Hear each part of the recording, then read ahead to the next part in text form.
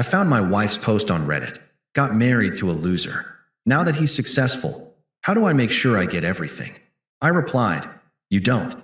That prenup you didn't read protects the loser. Divorce papers on the kitchen counter. She deleted everything within minutes and rushed home to explain. Too late. I'd already sent screenshots to both our families. Hey viewers, before we move on to the video, please make sure to subscribe to the channel and hit the like button if you want to see more stories like this. Thanks. The bottle of Dom Perignon was sweating in my hand, leaving a damp circle against my palm. It cost $300, more than our grocery budget for the entire month back when we first started dating. I stood outside our apartment door, my heart hammering against my ribs, not from the 3 flights of stairs, but from the sheer weight of the news I was carrying. $5.2 million. That was the final buyout number. After 3 years of coding in the dark, surviving on instant ramen, and watching my hairline recede from stress, the acquisition was official. The money wasn't in the account yet. That would take a few weeks, but the ink was dry. I wasn't the broke, struggling developer anymore. I was a solvent, successful man. I was finally the husband Elena wanted me to be. I turned the key, a grin splitting my face. I was ready for the scream of joy. I was ready for her to hug me, to tell me she was proud of my resilience. I was ready to finally feel like a partner, not a burden. I pushed the door open. Elena? You home? She was in the kitchen, aggressively scrubbing a pan. The noise was scraping and harsh. She didn't turn around. You forgot the trash, Mark, she said. Her voice wasn't angry. It was just tired, resigned. The kind of tone you use with a dog that keeps peeing on the rug. It's garbage day tomorrow. Now the hallway is going to smell like rot for a week because you were too busy zoning in on your little project. I'm sorry. I started, stepping further inside, hiding the bottle behind my back. You're always just something, she snapped, finally spinning around. Her eyes were dull, filled with a familiar mixture of pity and annoyance. My dad called today. He asked if you'd found a real job yet. Do you know how humiliating it is to tell him you're still playing pretend with that app? He was right, Mark. He told me 3 years ago that ambition without execution is just delusion. I'm tired of waiting for you to grow up. The words hit me like buckshot. I stood there, the cold bottle pressing against my lower back. This was our dynamic for the last 18 months. I was the dreamer, the leech, the anchor dragging her down. She was the martyr who worked as a paralegal to keep the lights on. Elena, I said quietly, I didn't take the trash out because I was at the lawyer's office. She rolled her eyes, turning back to the sink. Great. What did you get sued for? Did you infringe on someone's copyright? Do we need to borrow money from my parents again? Because I swear to God, Mark, we sold. I interrupted. She froze. The scrubbing stopped. What? The app. We sold the IP and the user base this morning. I pulled the bottle out from behind my back and set it on the island. It made a heavy thud. $5.2 million. It hits the account in 14 days. The silence that followed was heavy, suffocating. I watched her back. I watched her shoulders tense, then slowly relax. When she turned around, the woman who had just called me delusional was gone. Her face had transformed. The tightness around her mouth vanished, replaced by a look of pure, unadulterated awe. Her eyes, which had been dull seconds ago, were suddenly wet and sparkling. Baby, she whispered. The word made my stomach turn. She hadn't called me that in 2 years. 5 million, she asked, her voice trembling. 5.2. I corrected, my voice flat. She screamed. It was the scream I had anticipated, but now it sounded piercing and shrill. She rushed across the kitchen and threw her arms around my neck, burying her face in my shoulder. I could feel her tears soaking my shirt. I knew it, she sobbed, clutching me tight. I knew you could do it. I told everyone, Mark. I told them you were a genius. Oh my God, we made it. We actually made it. I stood there, my arms hanging limp at my sides. I told everyone you were a genius. That was a lie. Last week, at her sister's birthday, I heard her telling her cousin that she felt like she had adopted a teenager and was considering an ultimatum. I love you so much, she said, pulling back to kiss me. Her lips were warm, eager. We're going to have such a beautiful life. We need to celebrate. We need to call my mom. We need to look at that house on Pine Street. I kissed her back, but I felt nothing. No spark, no relief. Just a cold, hard knot of clarity forming in my chest. She didn't love me. She loved the safety. She loved the validation. 5 minutes ago, I was a failure who forgot the trash. Now, I was a genius who deserved her affection. Yeah, I said, forcing a smile that didn't reach my eyes. We made it. It felt like kissing a corpse. 2 weeks passed. The money landed. If I thought the initial switch was jarring, the aftermath was a masterclass in hypocrisy. Elena quit her job 3 days after the wire transfer cleared. She didn't ask me. She just came home at noon on a Tuesday and announced she was retiring to manage our assets. She started planning vacations to the Maldives and Aspen. She started talking about our portfolio. She posted a photo of us on Instagram, the first one in over a year, with the caption, "Patiently built an empire with my best friend. Trust the process. Hashtag power couple." I liked the post. I didn't say a word. I just watched her perform. I couldn't sleep, though. The stress of the startup grind had been replaced by a different kind of anxiety. The feeling that I was sleeping next to a stranger who was slowly unzipping my wallet. It was 3 a.m. on a Tuesday. Elena was fast asleep, dreaming of the Range Rover she wanted me to buy her on the weekend. I was in the living room, pacing. It was a nervous tic I developed during the coding sprints. 3 steps to the window, 3 steps back. I sat down on the sofa and opened Reddit on my phone. I usually browsed r/tech or r/startups, but tonight, feeling the heavy weight of my sham marriage, I found myself doom scrolling r/marriage. I wanted to see if other people felt this sudden disconnect after a major life event. I refreshed the new tab. A post caught my eye immediately. It had 0 upvotes and had been posted 6 minutes ago. Title: Trapped with a man-child who got lucky. How to bypass a prenup. My breath hitched. I clicked it. Throwaway account, obviously. The post began. I, 27F, am in a nightmare situation that everyone else thinks is a dream. I've been married to a total loser, 29M, for 3 years.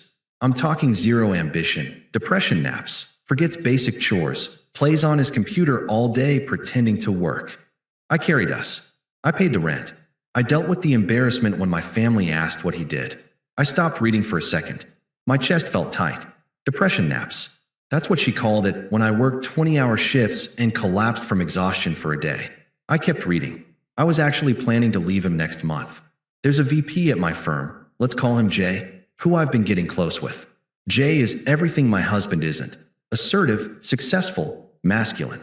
We haven't slept together yet, but the emotional connection is there, and Jay told me to leave the dead weight. The room suddenly felt very cold. The VP. She had mentioned her boss, Jason, a few times.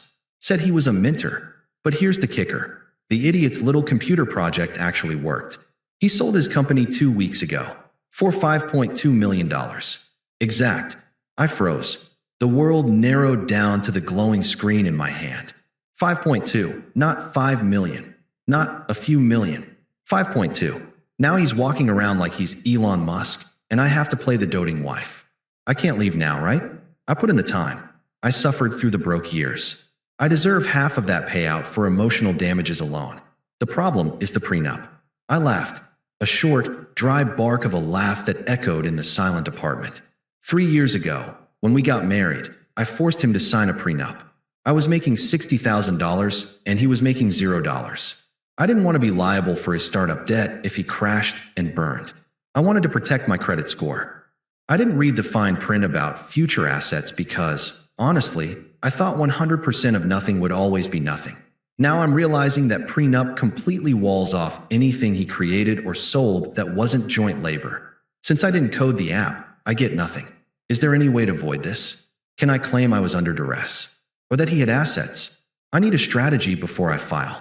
I can't stay with this boring, pacing at 3 a.m. weirdo for the rest of my life just for the lifestyle. I want the cash and I want out. Pacing at 3 a.m. weirdo. I looked down at my feet. I had stopped pacing to read this. It was not just a suspicion anymore. It was a confession. A signed, time-stamped confession detailing her infidelity, her contempt, and her greed. She didn't want me. She wanted to rob me and run to Jay. I looked toward the bedroom door. She was sleeping soundly, probably thinking she was the smartest woman in the world. She thought she had trapped me.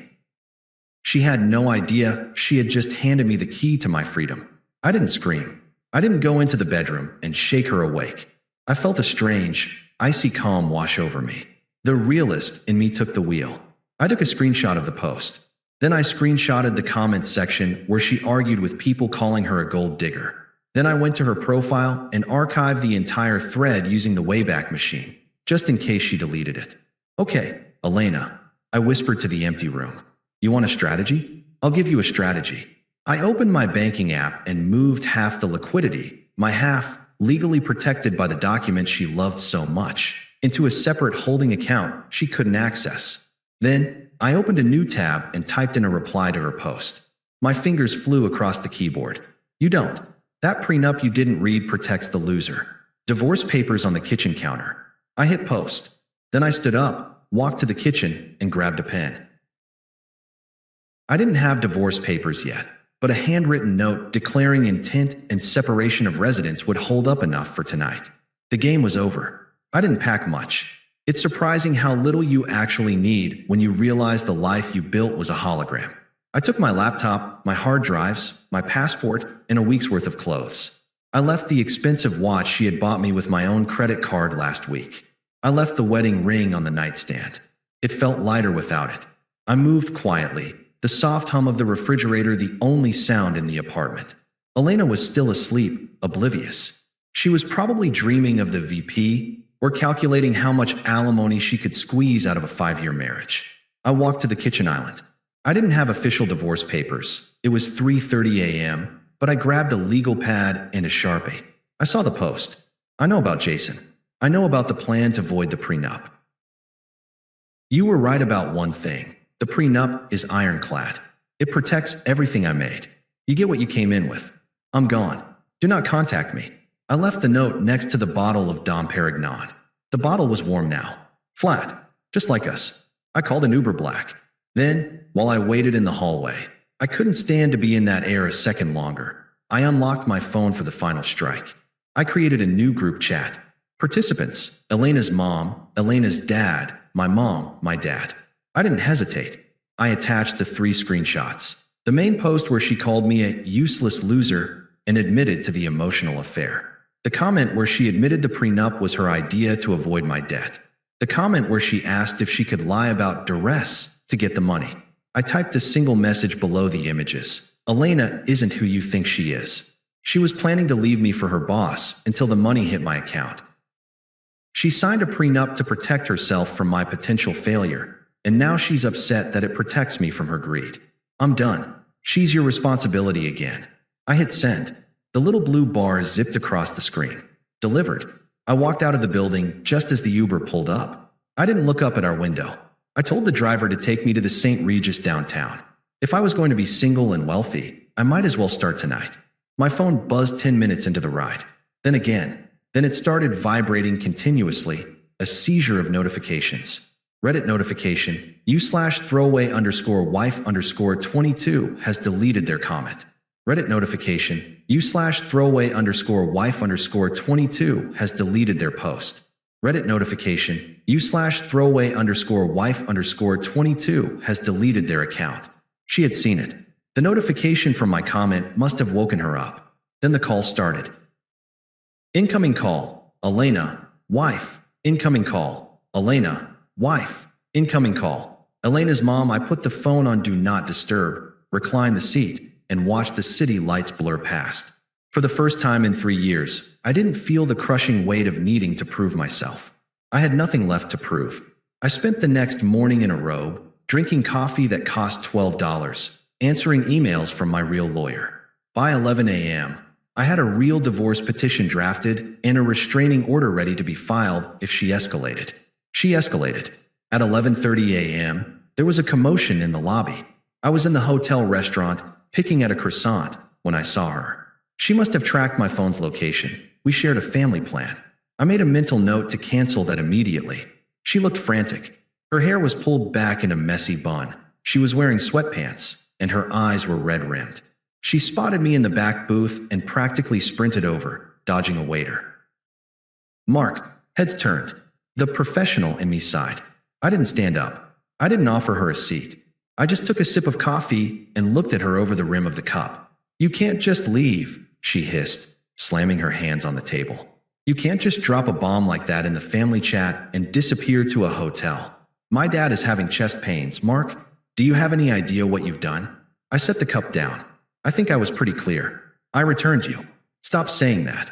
She lowered her voice, sliding into the booth opposite me uninvited. Her eyes were darting around, checking if people were watching. You're acting like a child. That post, it wasn't real. It seemed pretty specific, I said calmly. 5.2 million. The pacing at 3 a.m. The VP named Jason. She flinched at the name. It was creative writing. People do it all the time for karma. I was venting frustration because you were so distant lately. I exaggerated things to make the story more interesting. I never cheated on you. Jason is just a boss. Elena, I interrupted, my voice bored. Stop. I love you, Mark. I stood by you when you had nothing. I paid the rent when you were broke. Doesn't that count for anything? I sacrificed my 20s for your dream. I laughed. It was the same dry laugh from the night before. You didn't sacrifice anything, I said. You invested. And it was a bad investment because you sold your shares too early. You treated me like an embarrassing roommate you couldn't wait to evict. You hid me from your friends. You mocked me to your father. You didn't pay the rent because you believed in me. You paid it because you needed a warm body to split the bills with until Jason noticed you. That is not true, she cried, tears welling up on command. I love you. We just made it, Mark. We have $5 million. We can start over. We can go to therapy. You can't throw away a marriage over a Reddit post. I leaned forward. The apathy was gone, replaced by a cold, hard edge. I'm not throwing it away over a Reddit post. The post was just the receipt for the transaction I already knew was happening. You called me a loser for 3 years, Elena. You looked at me with disgust. I saw it. I felt it. I pulled my phone out and opened the screenshot of her comment about the prenup. I slid it across the table. Read that part again, I said. She looked down. Her face paled. I forced him to sign a prenup. I didn't want to be liable for his startup debt. I thought 100% of nothing would always be nothing. You built your own cage, I said softly. You wanted to protect your credit score from my failure. Congratulations. You succeeded. My failure can't touch you, but neither can my success. She stared at the phone. The tears stopped. Her face hardened, the mask slipping back into the cruel scowl I knew so well. You think you're so smart, she spat. You think you can just cut me out? I'll get a lawyer. I'll sue you for emotional distress. I'll tell everyone you were abusive. Go ahead, I said, signaling the waiter for the check. The screenshots are already with your parents. They know who the abuser is. And as for the lawyer, good luck finding one who can crack a prenup you drafted to protect yourself. My lawyer said it's the most ironclad document he's ever seen. He actually complimented you on it. I stood up, dropping a $50 bill on the table. You're pathetic, she hissed. You're still a loser, Mark. Money doesn't change that. You're going to be alone. Maybe, I said, looking down at her. But I'd rather be alone in a 5-star hotel than married to someone who checks the exit door every time I enter the room. I walked away. I heard her calling my name, her voice rising in pitch, turning into a scene that the hotel security would handle in about 30 seconds. I didn't look back. I had a meeting with a real estate agent in an hour. The divorce proceedings were surprisingly fast. When you have a prenup that specifies what's yours is yours, what's mine is mine, there isn't much to debate. My lawyer, a shark named Harrison, told me she tried to hire 3 different firms. All of them dropped her once they saw the document and the screenshots. She was getting desperate.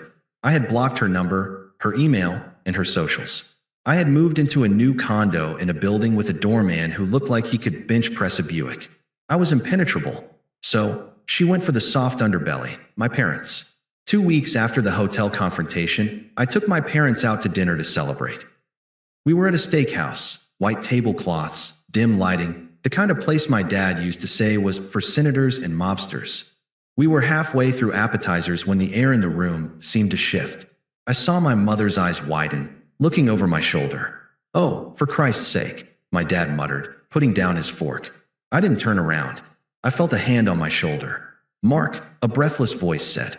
"Please, we need to talk." It was Elena. She looked diminished. The arrogance was gone, replaced by a frantic, twitchy energy. She was wearing a dress I recognized. one she used to wear when she wanted to impress my parents, but it looked wrinkled. Elena, I said, not looking at her, cutting into my calamari. You're trespassing, and you're interrupting my mother's story. Mom, Dad, she pleaded, ignoring me and looking at my parents. Please tell him to stop this insanity. I made a mistake, a stupid online mistake. But we're family. I've been your daughter-in-law for 3 years. You can't just let him throw me away like garbage. My mother, a woman who usually apologizes to telemarketers for hanging up, slowly wiped her mouth with her napkin. She picked up her wine glass, took a sip, and set it down with a deliberate clink. Elena, my mother said, her voice ice cold. I read what you wrote. I read that you called my son a useless burden. I read that you were waiting for him to fail so you could leave him for a VP? That was just venting. Elena cried, her voice rising. People were staring now. I was stressed. I helped him build that app. I supported him. You didn't build a damn thing, my father grunted. You complained. Every time we visited, you rolled your eyes when he spoke. You made him feel small. We saw it. We just kept our mouths shut because we thought he loved you. I do love him, she sobbed, reaching for my arm again. I pulled away sharply. Where's Jason? I asked. The question caught her off guard. She froze. What? Jason? The VP? The real man? Why aren't you with him? If I'm such a loser, surely he's waiting to sweep you off your feet. Her face crumbled. The fight went out of her instantly. Hey, he didn't want a relationship, she whispered, looking at the floor. He just wanted fun. I nodded. It was exactly what I expected. So you tried to swing to the next branch, but you missed. And now you're falling. And you want me to be the safety net. I stood up. I was taller than her, and for the first time, I felt it. I'm not a net, Elena. I'm the ground. And you just hit it. I signaled the manager, who was already hovering nearby. Please escort this woman out. She's harassing my family. As the security guard gently took her arm, she looked back at me one last time. There was no anger left, just a terrifying realization that she had gambled everything and lost. Mark, she whimpered. Please. I turned my back to her and sat down. So, Mom, I said, my voice steady. Tell me more about the garden. 18 months later, I was in New York for a fintech summit. Life had accelerated in ways I couldn't have predicted. I had started a venture capital firm, reinvesting the buyout money into other dreamers who needed a break. I traveled. I ate well. I slept through the night. I was sitting in the lounge of the Mandarin Oriental, waiting for Sarah. Sarah was an architect I'd met 6 months ago. She was fierce, brilliant, and didn't know how much money I had until our 5th date. When I told her, she had shrugged and said, "That's nice. Can you pass the salt?" I was checking my emails when a shadow fell over the table. I looked up. It took me a second to recognize her.